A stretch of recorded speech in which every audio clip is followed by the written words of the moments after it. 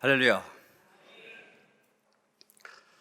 오늘은 성령 강림 주일이고 이번 주 금요일 5월 24일 웨슬리 해심일입니다.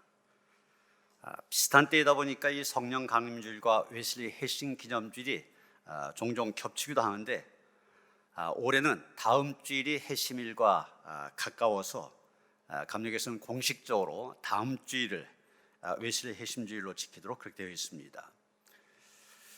그런데 우리가 일반적으로 웨슬리 해심이라는 그런 용어를 쓰고 있지만 이해하기 쉽게 말하면 웨슬리가 거듭난 중생의 사건 또는 새로 태어난 신생의 사건이라 말할 수 있고 성령의 역사로 거듭난 성령 체험의 사건이라 그렇게 말할 수 있을 것입니다. 실제로 저는 웨슬리가 해심을 경험하고 주위에 있는 사람들에게 강력한 영향을 끼치게 되자 그 소문을 듣고 웨슬리의 모교인 옥스포드 대학에서 웨슬리를 초청했습니다. 웨슬리는 교수들이 모인 자리에서 성령 충만함을 받으시오 이런 제목으로 설교를 했습니다. 여러분, 옥스포드 대학 그러면 영국뿐만이 아니라 세계 최고의 대학 그러잖아요. 그렇다면 그 옥스포드 대학의 교수들 최고의 석학들입니다. 그 사람들에게 성령 충만함을 받으시오 이런 제목으로 설교했더니 교수들의 반응, 못마땅한 기색이 역력했습니다. 그런데도 웨슬리는 물러서지 않고 말씀을 전했습니다. 이런 내용을 전했습니다. 예수님의 제자들은 예수님을 만났고 예수님의 말씀을 직접 들었고 예수님과 함께 생활했고 자신들의 눈으로 예수님이 온갖 기적을 행하신 것 다 보았습니다. 그런데도 예수님은 그 제자들에게 성령을 받으라 명령하셨습니다. 그래서 제자들은 예수님의 명령을 따라 예루살렘에서 머물며 성령이 임하기를 기다렸고 오순절날 성령 충만함을 받은 후에 완전히 변화되었습니다. 변화된 제자들이 전도하였더니 하루에 3,000명이 세례를 받았고 5,000명이 회개한 역사가 일어났습니다. 그런데 옥스포드 대학의 교수님들, 여러분들은 예수님을 직접 만난 적이 있습니까? 예수님과 함께 식사해 본 적이 있습니까? 예수님의 기적을 직접 목격했습니까?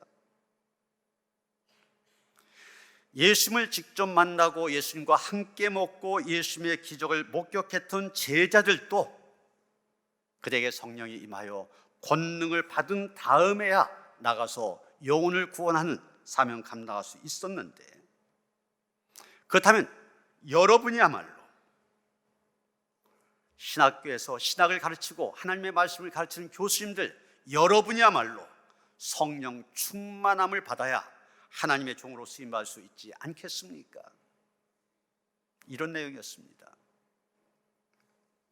웨슬리의 이 설교를 들은 교수님들 깨어졌습니다. 그리고 옥스포드 대학에서 성령 운동이 일어나기 시작하였습니다. 그러자 산업혁명으로 위기를 겪던 영국 사회까지 변화의 새바람이 불었습니다. 회개운동이 강력하게 일어나고 사람들이 변화되기 시작하였습니다. 빈부격차의 심각한 문제도 해결이 되었습니다. 교회마다 사람들이 몰려오고, 그 당시 상황을 보면 영국, 프랑스 유혈혁명이 일어났던 것처럼 혁명이 일어날 수밖에 없는 상황이었는데 그 가운데서 영국이란 나라 자체를 구원하는 일이 일어났습니다. 여러분, 그렇습니다. 웨슬리가 말한 대로 성령으로 충만해지지 않고는 능력 있는 신앙생활을 할 수 없습니다. 세상에 많은 유혹과 밀려오는 시험들 감당할 수 없습니다. 주님의 뜻을 분별할 수 없고 지혜롭게 살 수도 없습니다. 어리석음을 벗어버릴 수도 없고 방탕한 죄의 습관 끊어버릴 수도 없습니다. 세상에 선한 영향력을 끼치기는커녕 세상에 끌려다니며 시간을 다 낭비하고 나중에 후회뿐인 그런 인생을 살 수밖에 없게 된 것입니다. 성령 충만한 사람만이 능력 있게 살 수 있습니다. 성령 충만한 사람만이 주의 뜻을 분별하고 순종할 수 있습니다. 성령 충만할 때 게으름을 극복하고 사명을 잘 감당할 수 있습니다. 그래서 하나님 앞에 존귀하게 쓰임받을 수 있게 된 것입니다. 오늘 보면 26절 중간에 보면은 성령이 오실 때 이런 말이 나오는데, 이 26절, 27절 짧은 두 절을 통하여 요한은 오신 성령이 어떤 분이신지, 또 그 성령께서 오셔서 하실 일이 무엇인지에 대해서 얘기하고 있습니다. 먼저 요한은 성령에 대해서 보혜사라는 단어를 쓰고 있습니다. 이 보혜사, 성경에서 가장 어려운 단어 가운데 하나입니다. 우리말 가운데 이런 말이 없죠. 한자 말로 억지로 만든 말입니다. 보호할 보자, 은혜해자, 스승사자.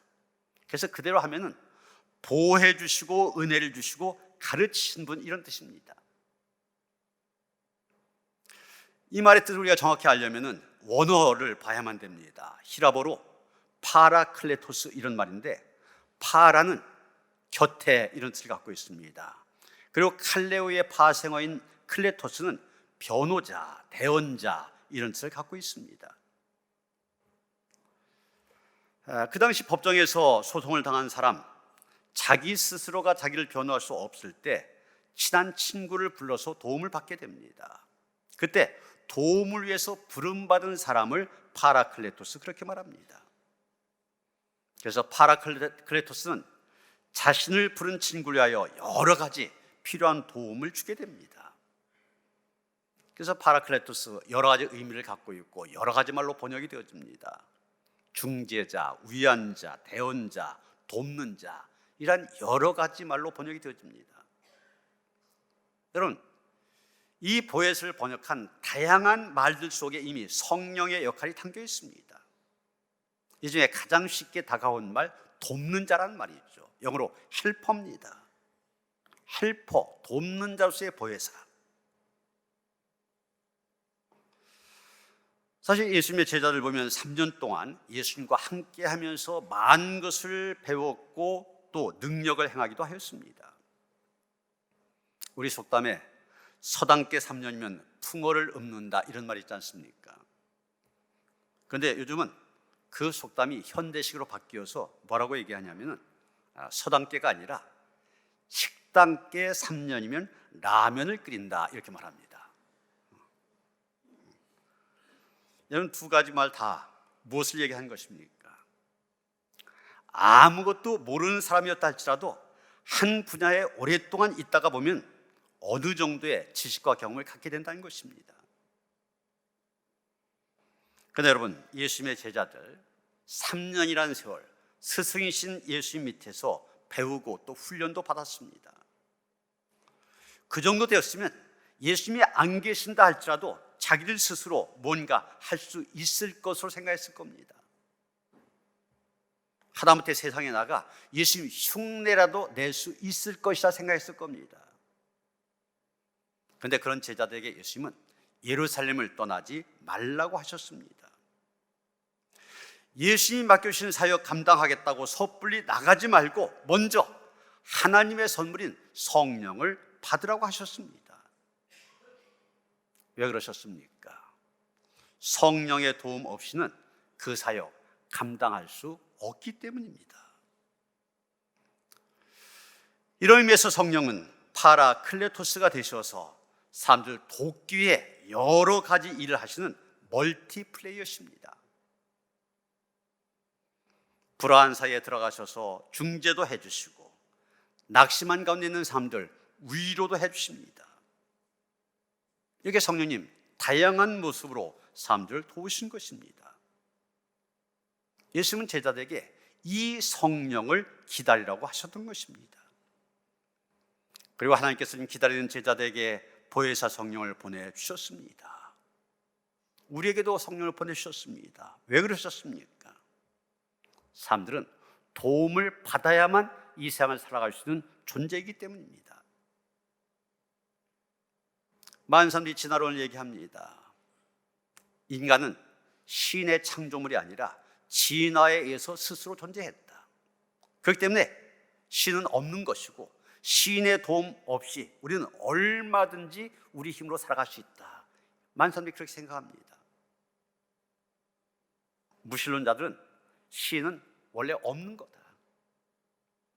의지가 약한 사람들이 자기 의지할 대상을 찾기 위해서 사람이 만든 허상, 그게 신이라고까지 얘기했습니다. 그런데 여러분, 정말 그렇습니까? 사람이 하나님의 도우심 없이 이 세상 살아갈 수 있는 것입니까? 아닙니다. 그럴 수 없습니다. 왜 그렇습니까? 하나님께서 사람을 만드실 때부터 하나님의 도움이 없이는 살 수 없는 존재로 창조하셨기 때문입니다. 해밍웨이가 쓴 노인과 바다라는 그런 책이 있습니다. 이 책을 보면 평생을 고기잡이로 살아온 한 노인이 주인공으로 나옵니다. 평생을 고기잡이 했으니까 바다에서 고기 잡는 일 2골이나 있습니다. 그런데 이분이 84일 동안 한 마리의 고기도 잡지 못합니다. 그러면서 실망의 시간을 보내고 있었습니다. 85일째 되는 날도 역시 그는 작은 조각배를 타고 바다로 나갔습니다. 바다 한가운데서 드디어 자기의 배보다 훨씬 더 큰 청새치가 걸려들었습니다. 이 청새치라는 고기 얼마나 크고 무시무시한지 끌려오는 것이 아니라 노인의 배를 이리저리 끌고 다닙니다. 노인은 혼자 사흘 밤낮으로 이 청새치와 사투를 벌입니다.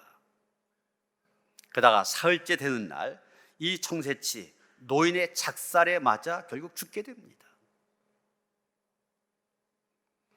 노인이 그 죽은 청새치를 배에 묶어 달고 집으로 돌아옵니다.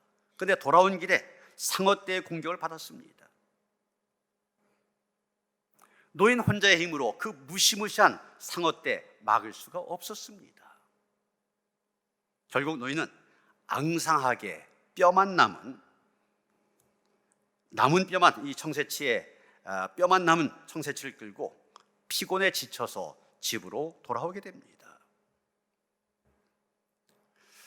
여러분, 이 소설을 통하여 해밍웨이가 전하고자 하는 메시지가 무엇입니까? 바로 인간이 갖고 있는 한계입니다. 인간의 무력함입니다.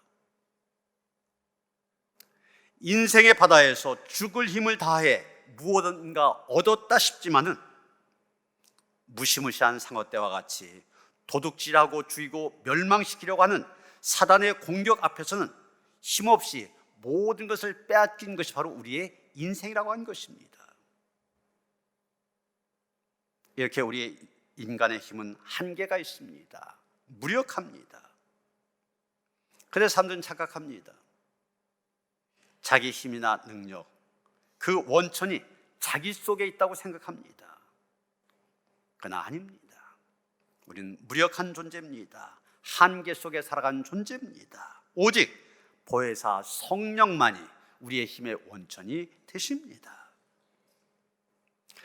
그래서 사도 바울은 에베소 6장 10절에서 말합니다. 끝으로 너희가 주 안에서와 그 힘의 능력으로 강건하여 지고. 시편 89편 17절에도 보면 주는 그대의 힘의 영광이심이라 우리의 뿔이 주의 은총으로 높아지오리니. 시편 60편 7절에서는 나의 구원과 영광이 하나님께 있으며 내 힘의 반석과 피난처도 하나님께 있도다, 이렇게 말하고 있습니다. 우리는 이 하나님의 능력, 무한한 하나님의 능력을 의지함으로 이 땅에서 승리의 삶을 살아갈 수 있게 된 것입니다.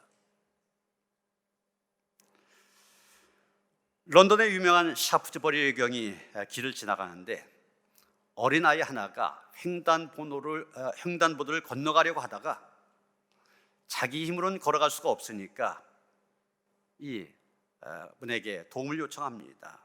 아저씨, 나를 도와주세요.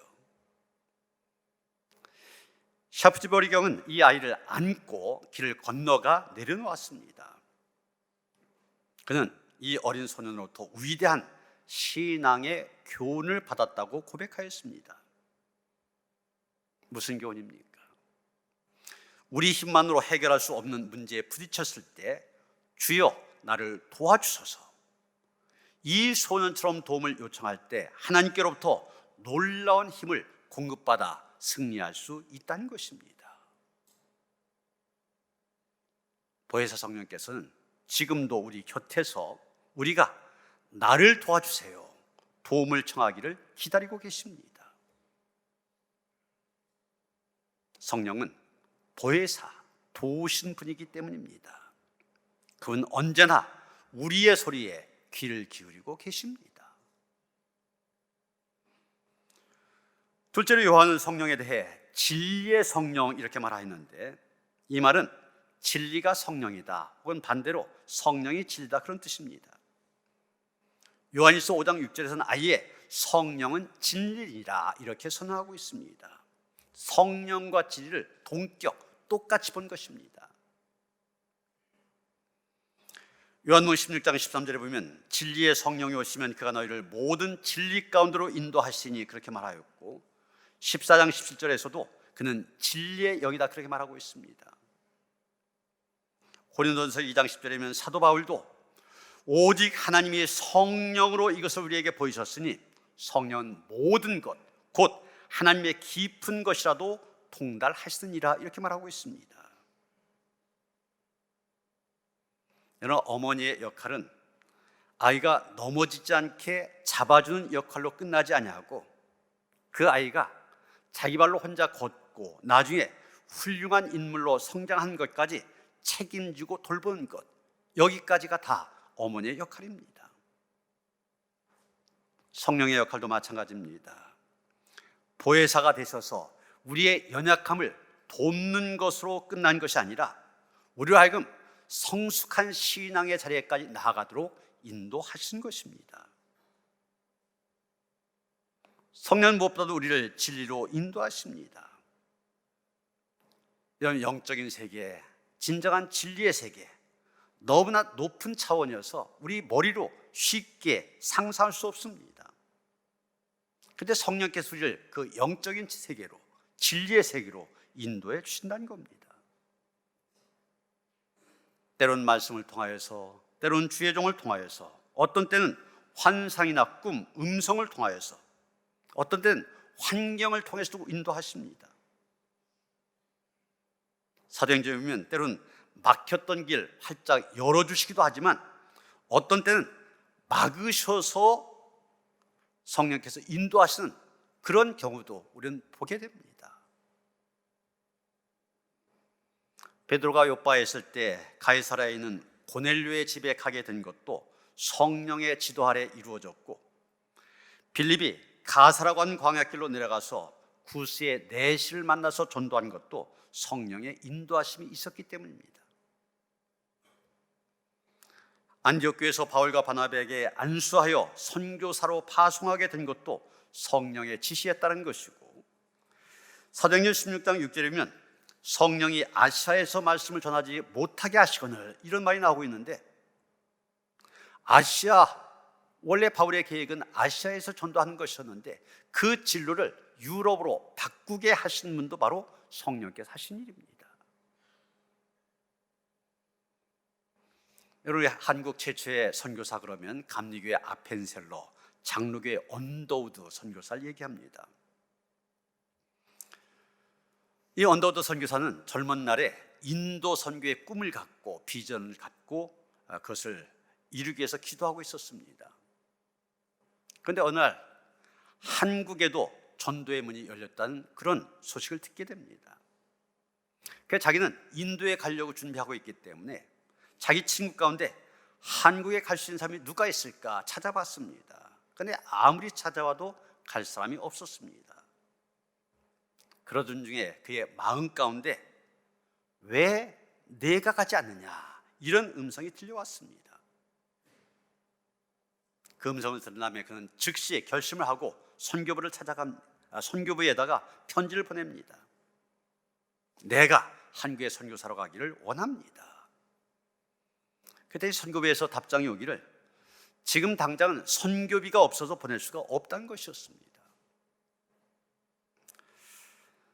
그런데 그때 마침 뉴욕에 있는 한 교회에서 그를 담임 목사로 모시고 싶다 청빙서가 왔습니다. 그는 인도 가는 길이나 한국으로 가는 길이나 다 막히고 대신 목회의 길이 열렸으니까 이것이 하나님의 뜻인 것 같다, 그렇게 생각하고 그 청빙을 수락하는 편지를 써서 우체통에 넣으려고 하는데 또 음성이 들립니다. 한국은 어떻게 하려고 하느냐. 그가 그 편지를 붙이지 않고 직접 선교부를 찾아갑니다. 그랬더니 총무가 하는 말이 당신 참 잘 오셨소.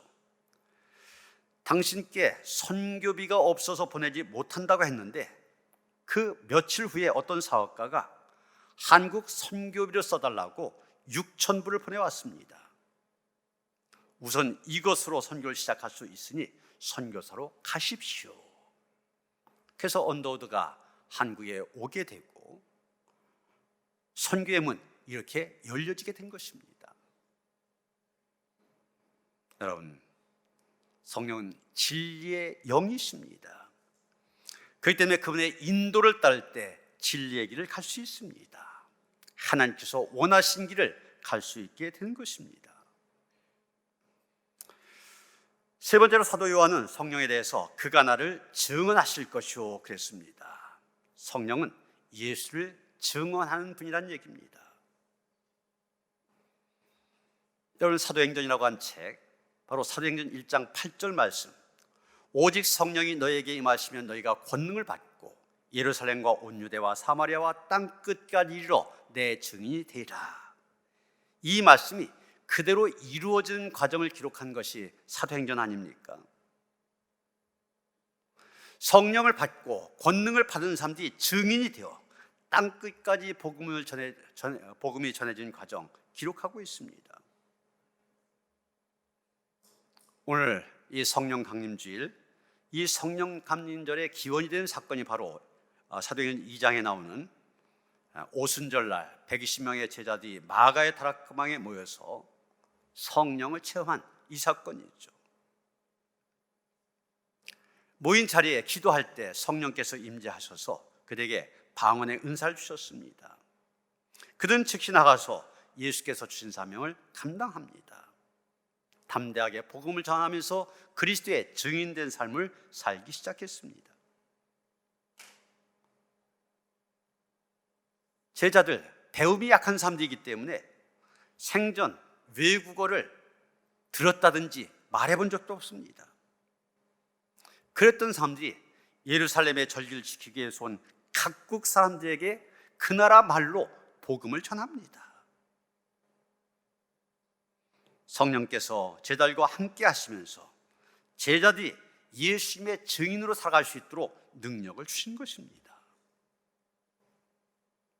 성령께서는 우리도 예수 그리스도의 증인으로 이 세상을 살아가기를 원하십니다. 우리가 주님의 증인으로 살 것을 결단하면서 성령의 도우심을 간구할 때 성령의 역사가 있게 됩니다. 사도 바울, 예수 그리스도를 만난 후에 그는 이방인을 위한 사도로 부르심을 받았음을 깨닫고 예수님을 이방인들에게 증언하는 증인의 삶을 살았습니다. 그럴 때 성령께서 바울에게 임하셔서 증인의 사역을 감당할 수 있도록 지혜와 권능으로 함께 하셨던 것입니다. 지금도 우리를 예수 그리스도의 증인으로 삼고자 하시는 성령님의 역사, 현재 진행형입니다. 계속되고 있습니다. 이런 기독교 방송의 대표적인 간증 프로그램 새롭게 하소서가 있지 않습니까? 이 프로그램을 보면은 오늘날에도 변함없이 성령께서는 사람들로 하여금 그리스도의 증인으로 살아갈 수 있도록 역사하신 것을 볼 수가 있습니다.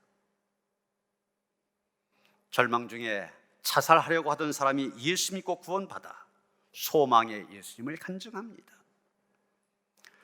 전혀 가망성이 없는 시한부 인생이 성령의 능력으로 고침받아 치유의 주님을 간증하는 그런 삶을 살아갑니다.